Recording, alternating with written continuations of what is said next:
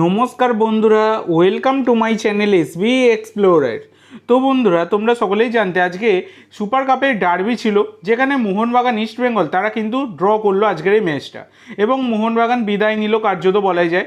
তো দেখো, আজকে মোহনবাগানের পারফরমেন্স একদমই কিন্তু সেভাবে যে মারাত্মক ছিল সেটা বলা যাবে না।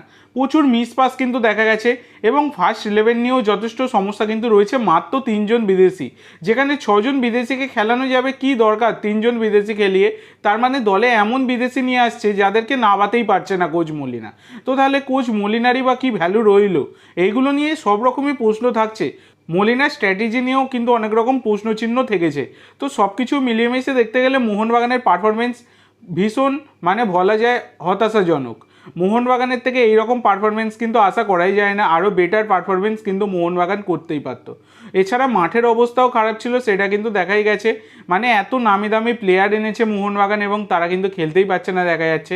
আর এদিকে ইস্ট বেঙ্গল তারা কিন্তু পরবর্তী রাউন্ডের জন্য কার্যত কোয়ালিফাই করে গেল, সেটা বলাই যায়। কারণ ড্র করলেই কিন্তু ইস্ট বেঙ্গল কোয়ালিফাই করে যেত, সেই রকমটা কিন্তু ইস্ট বেঙ্গল করেছে। তো মোহনবাগানের আরও অ্যাগ্রেসিভ খেলা উচিত ছিল এবং কোচ মলিনার আরও অ্যাগ্রেসিভ প্লেয়িং 11 নামানো উচিত ছিল। তো তোমাদের কি মনে হয় আজকের ম্যাচটা থেকে? অবশ্যই সকলে কমেন্ট করে জানাতে ভুলো না।